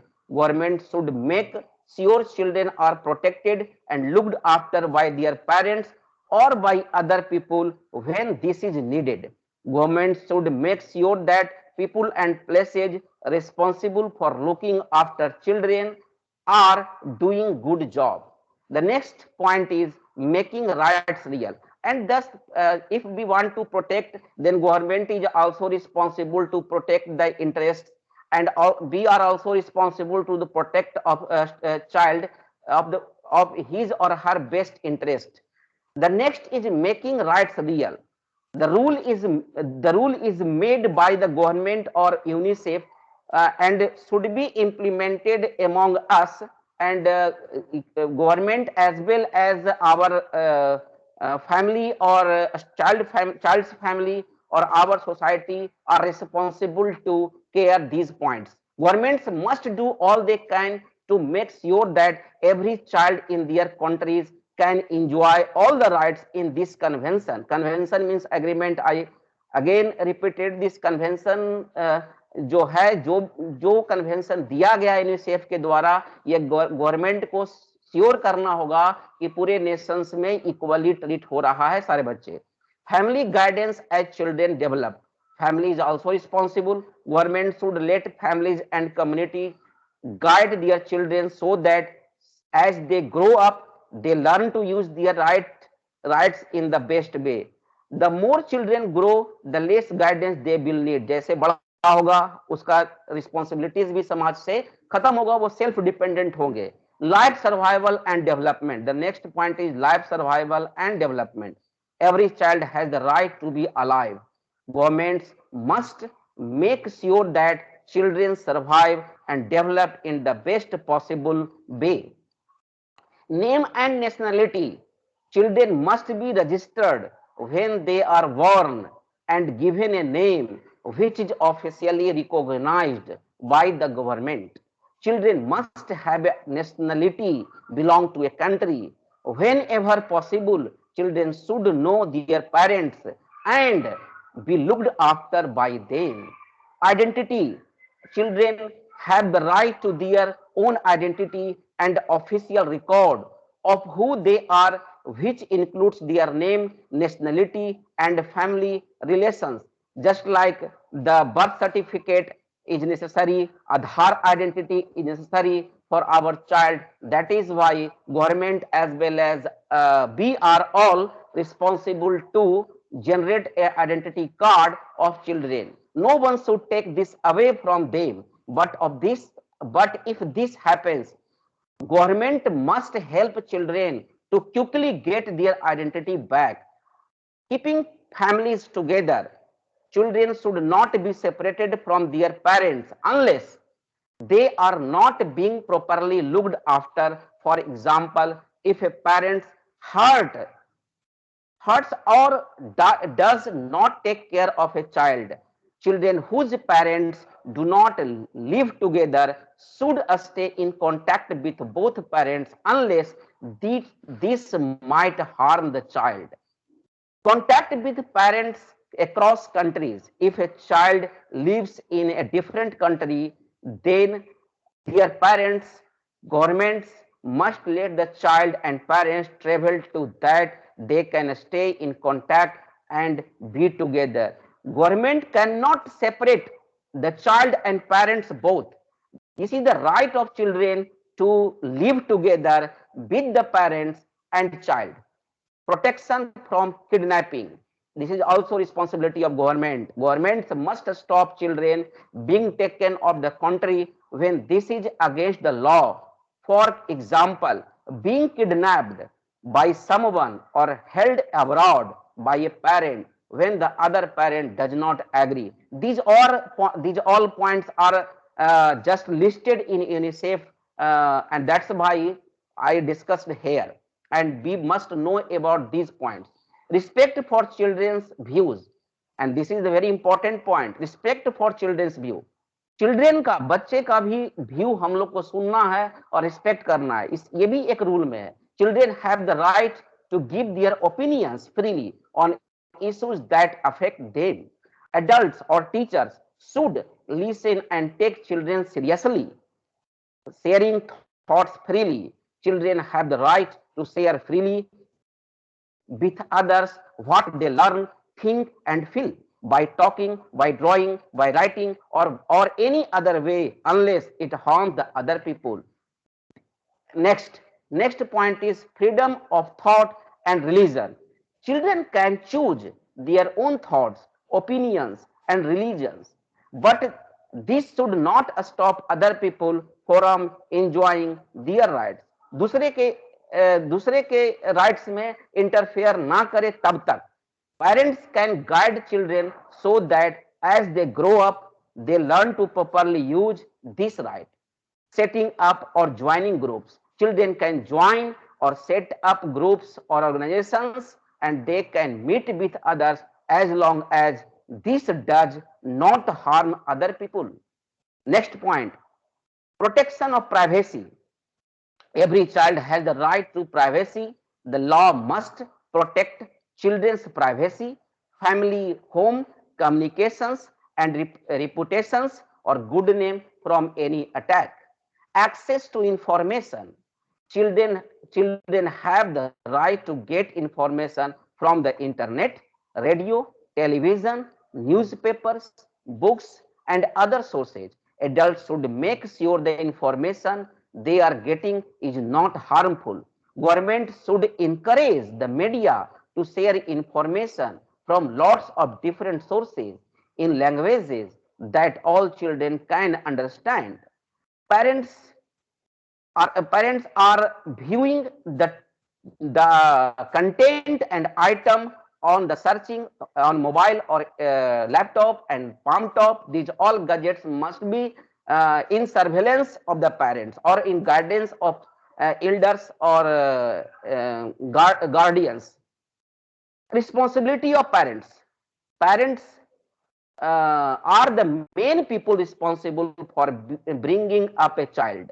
When the child does not have any parents, suppose that a child who have no parents, then any adult will have their responsibility, and they are called a guardians.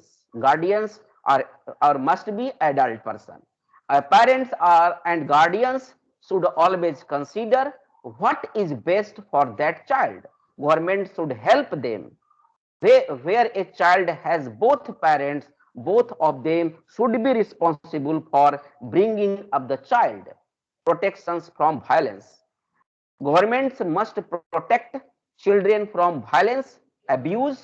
There are so many categories of abuse. Abuse is not a single word, and this is another topic to discuss. It will be later on. But here a word is abuse and being neglected by anyone who looks after them. Next point, children without family. If a child has no family, every child who cannot be looked after by their own family has the right to be looked after properly by people who respect the child's religion, culture, language, and other aspects of their life. Children who are adopted. When children are adopted, the most important thing is to do what is best for them. If a child cannot be properly looked after in their own country, for example, by living with another family, then they might be adopted in other country.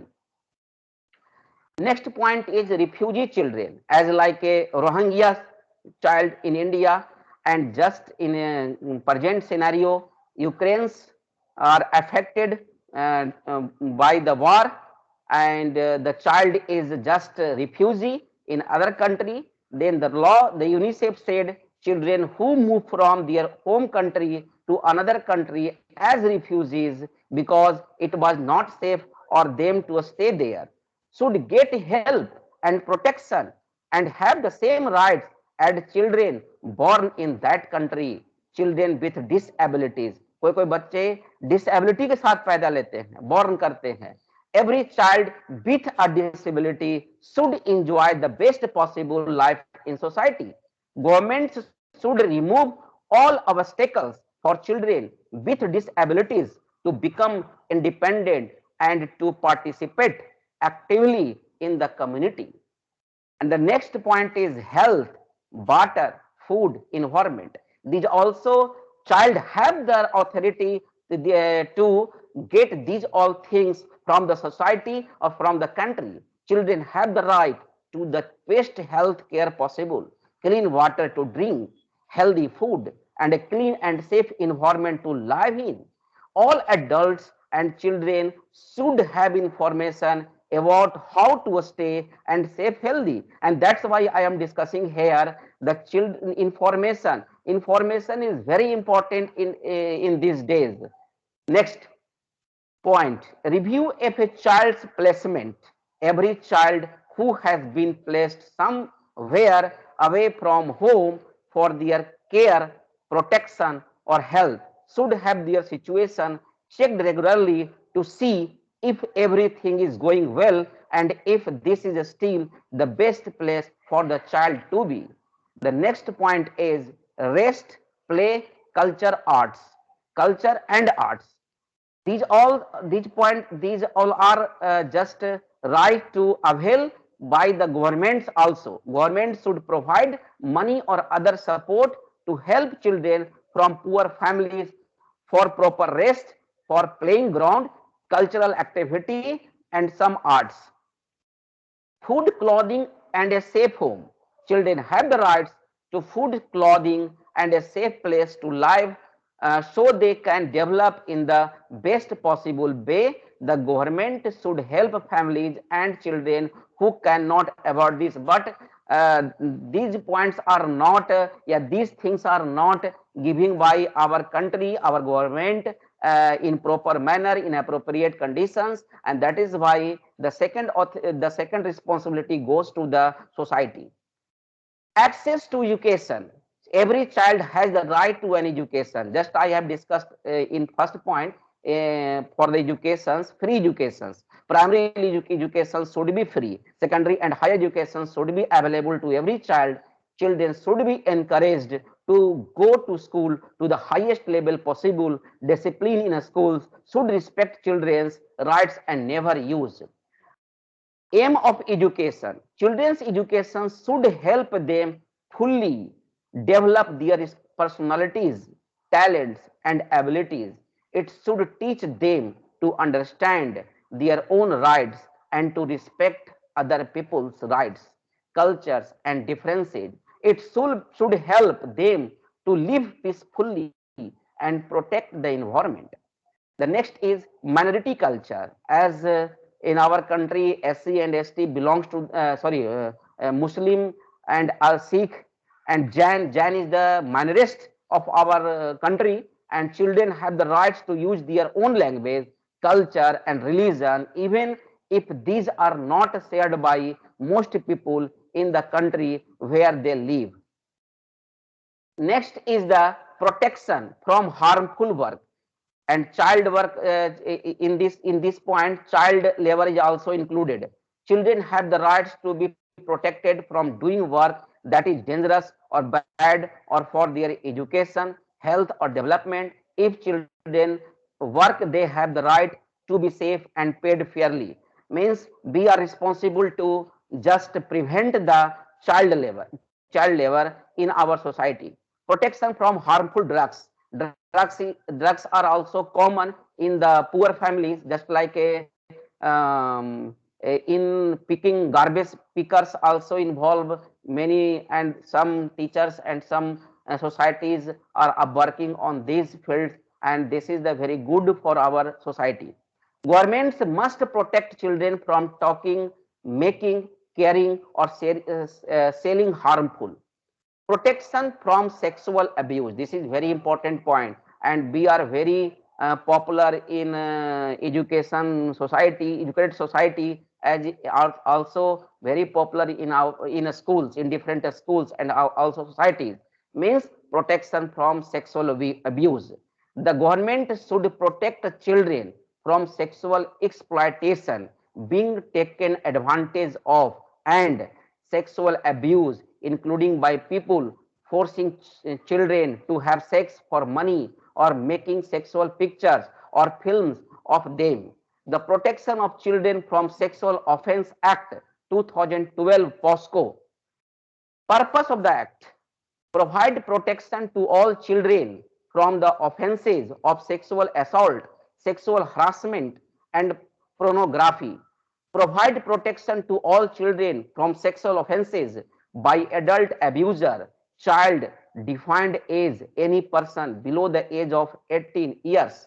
Punishment under Act POSCO. the Protection of Children from Sexual Offences Act 2012, punishment for storing pornography material involving a child for commercial purposes, 3 years section 15, burden of proof shifted on accused in case of serious offences, section 3, 5, 7 and 9, punishment under the act, the offence penetrative sexual assault, 7 years to imprisonment for life. This is very hard punishment, section 4. Aggravated penetrative sexual assault, 10 years to imprisonment for life, section 6. Sexual assault, 3 years to 5 years, section 8. Aggravated sexual assault, 5 years to 7 years, section 10. This is our in Indian Constitution. And section harassment of the child, 3 years, section 12. Offense use of child for pornography purposes, 5 years, and in case of subsequent conviction, 7 years, section 14(1). If along with pornography acts offense also committed under section 3, 10 years to life imprisonment, section 5, life imprisonment, section 7, 6 years to 8 years, section 9, 8 years to 10 years, and these all are section in 10, 20, section A, section 14, 2, 3, 4, 5. Now the point is prevention of sale and trafficking. Governments must make sure that children are not kidnapped or sold or taken to other countries or places to be exploited, taken advantage of. Prevention, we must prevent them. Protections from exploitations. Children have the right to be protected from all other kinds of exploitation being taken advantage of, even if these are not especially mentioned in this convention. Children in detention, children who are accused of breaking the law should not be killed, tortured, treated cruelly, put in prison forever, or put in prison with adults. Prison or jail should always be the last choice. This is very important sentence or the word prison. Jail should always be the last choice and only for the shortest possible time, जितना कम तक हो सके. And our Indian government or constitutions paid attention on this, and this is the law of juvenile. The word is very difficult to say, and that's why children in prison should have legal help and be able to stay in contact with their family. And this is very burning point, protection in war. And I have repeated many places, and when war is going on, the major effect on child, and child never knows what is best and where needed to go. And this is very important protection law, protection in war. And this is also made by the UNICEF rules and convention. Children have the right to be protected during war. No child under 15 can join the army or take part in war.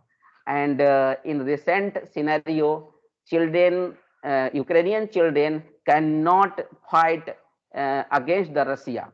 And after 15, it can involve in the war. Recovery and reintegrations.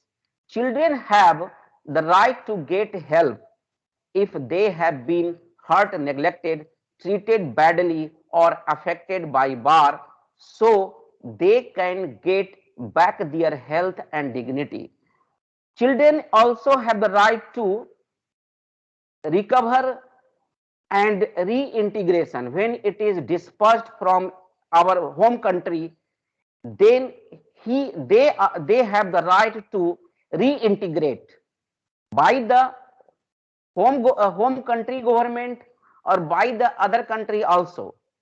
And that is why Indian government also suggest in UNO yesterday or day before yesterday, he promised he bringing the child of neighborhood countries also. Our government just carry out or bring the students, medical students from the Ukraine, from the Poland and other countries with the other route also, with the help of other countries except Ukraine and Russia, to bring the students to India, and also suggested to bring the child of neighboring countries. And this is the good effort of Indian government nowadays, and that's why this is the right of children to reintegrate, recover. Children have the right to get help with they have been hurt, neglected, treated badly, or affected by war, so they can get back their health and dignity also. Children who break the law, sometimes children break the rule, just like in driving the bike very fast without maturity, without gaining the maturity, and also indulge in some different bad activities also. Then what will do against that boy, that child? Children accused of breaking the law have the right to legal help and fair treatment.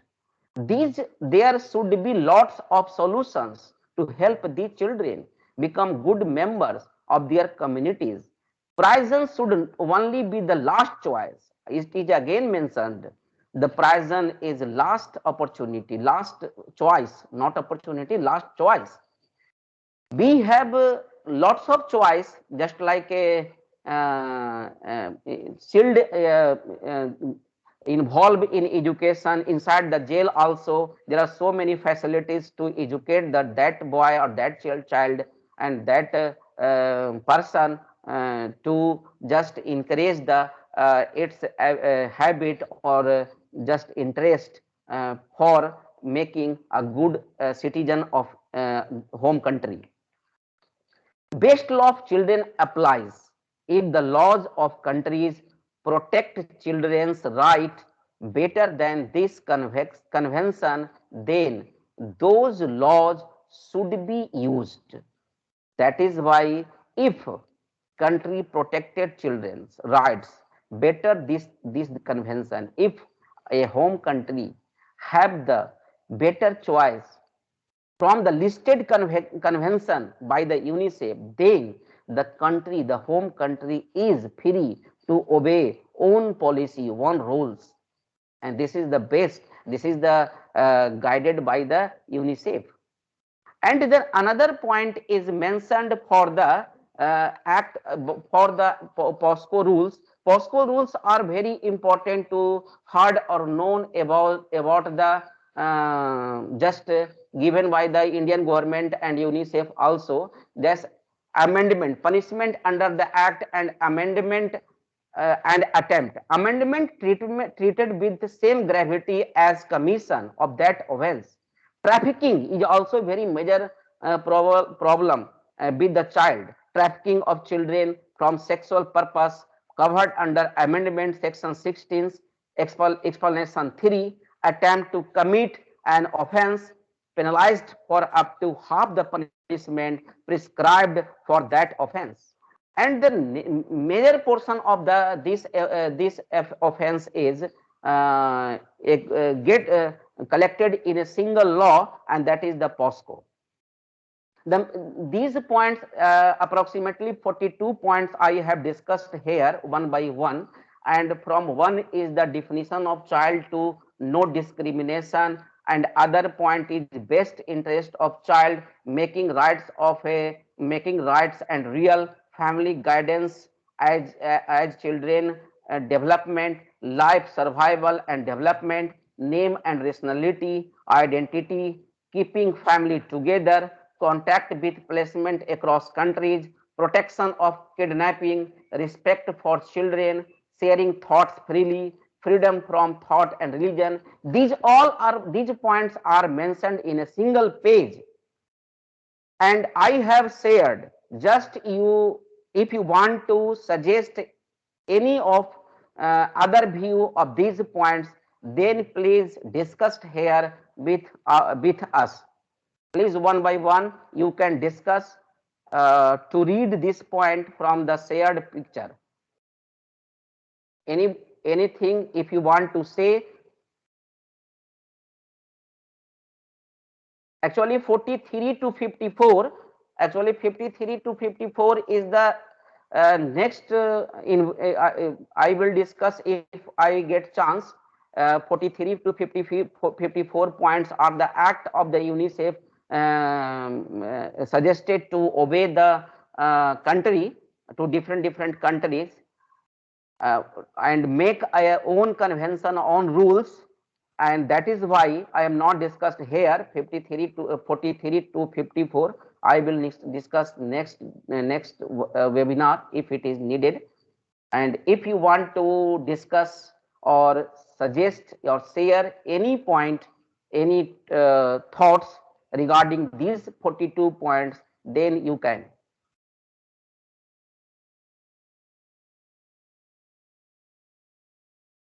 If you have no, if you do not want to discuss here, then I will conclude my session.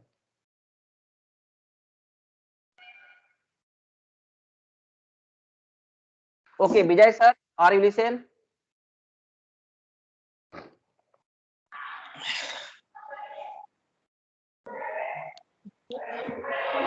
Hello. Good morning, sir. Good morning. Sir, please take one question from my side. Yes, sir. My question is, POXO. What things can be included in POXO? What things? I mean, Actually, good touch, bad touch. good touch, bad touch. Yes, sir. Yes, sir. Yes. Yes, yes. I am just giving some idea about the POSCO. If someone is hearing, then I can discuss the point POSCO. Okay, and good touch and bad touch. This is very important for any school, because this is very common practice. Actually, many things are going on in our society. Actual, what is offense? What is the offense? This offense is aggravated. Suppose that good touch and bad touch, it is very the child must taught what is good touch and what is bad touch. And nowadays our government or so many ads are including these type of things, and this is in my view, offense is aggravated when, कैसा offence होगा उसके बारे में कुछ point है. Committed by a person in position of trust or authority, such as police, army, security person, public servants, or family members. Committed by a person in management or a staff of educational, medical, or religious institution. Committed by a person in management or a staff of jail, remand home, protection home, observation home, or any other place of custody or care and protection.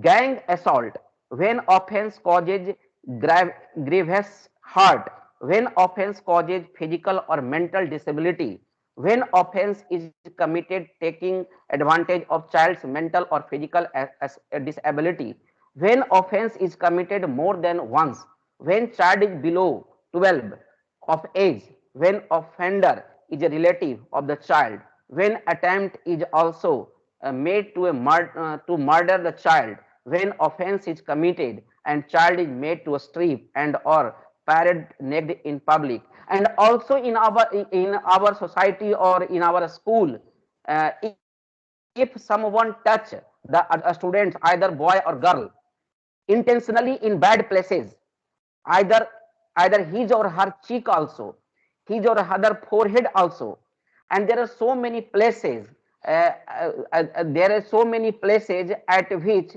if you touch the boys and girl, to boys and girl, then these are in category of child abuse, and this is the including in the POSCO rule.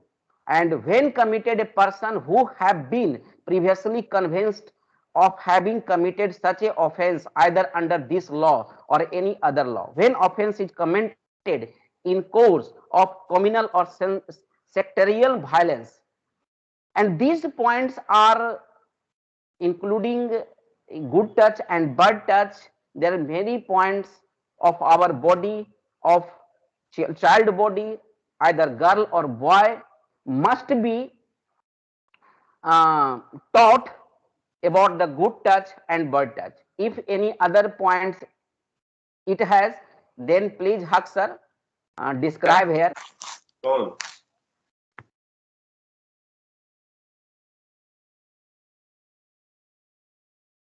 Haq sir, please, if you any. Yes, sir. Yes, sir. Yes, you can. Oh, good, very good informative session, sir. Thank you very much. Okay, thank you, sir. Any other things? Vijay sir, may I conclude? Yes, sir. If nobody wishes to ask anything, you can conclude, sir. Okay, anyone? Sir, link should be given. Okay, this is authorization of Vijay sir.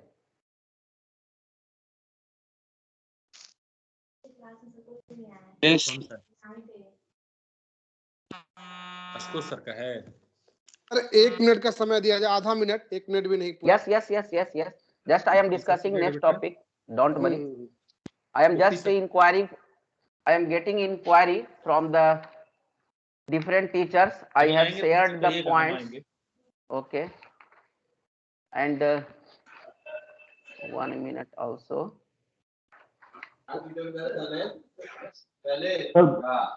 Link shared. 1 minute, sir. I want to just many 2 or 3 points also. It is left to discuss here. 1 minute. Seven का तो photo copy हो गया ना. 2 minute दे रहे हैं यार, 1 minute. Oh, 1 minute. Fundamental rights of child. Yes. Then this is one word conclusion, one sentence conclusion actually. All children deserve equality despite their difference. They are entitled to all of these rights, no matter what race, color, religion, language, ethnicity, gender, or abilities define them. A 2014 European Commission survey on child protection systems listed the following category of children needing help. Please, Brajesh sir, I think your mic is on. Brajesh sir, Brajesh Tiwari sir. Yes, sir. Yes, sir. Please mute the mic. You are very senior teacher. कहाँ गई? इधर आओ भाई. And someone is also. कितने लोगों का था work? 1 minute.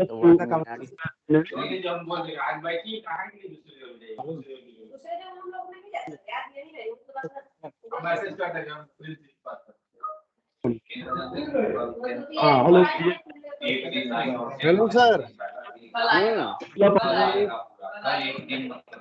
Sir नहीं खुल रहा है अभी. खुलेगा, परमिशन दे रहे हैं. बात मत कर भाई. एक्टिवेट हो गया सर, लिंक एक्टिवेट हो गया और जापान दोनों कर देंगे हम आके. ठीक है, तुमको सुबह से कह रहे हैं कि थोड़ा सा बैठो अच्छे से, तुम बात किए जा रहा है. ब्रजेश सर माइक बंद करके रखिए. ब्रजेश सर फाइन आर्ट लोगों का सेशन सबमिट है. Fine art sir, Brajesh sir.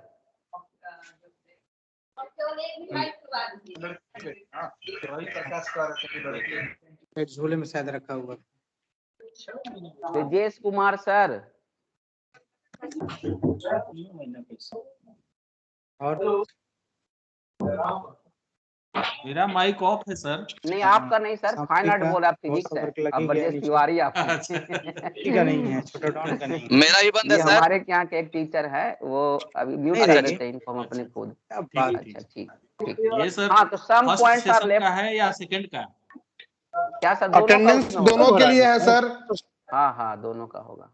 तो दोनों का कैसे हम रिसोर्स पर्सन का नाम दोनों का कैसे भरेंगे? आप एक बार में इनका भर लीजिए, नेक्स्ट टाइम में कीजिएगा उनका नाम चूज कीजिए, केवल उनके क्वेश्चन दिखाई देंगे।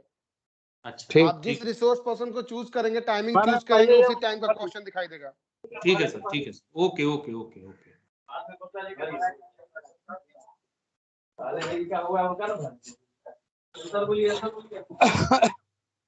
प्रबंध के सिद्धांत है गतिशील। अब वैसन हिंदी विभूति जी। राज वल्लभ सिंह सर, आपका माइक ऑन है।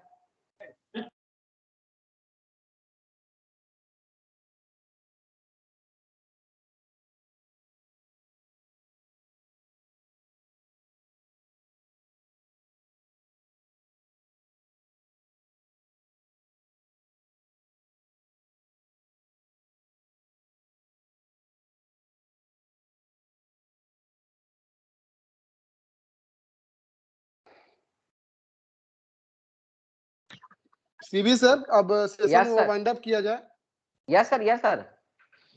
Just I am waiting for your suggestion.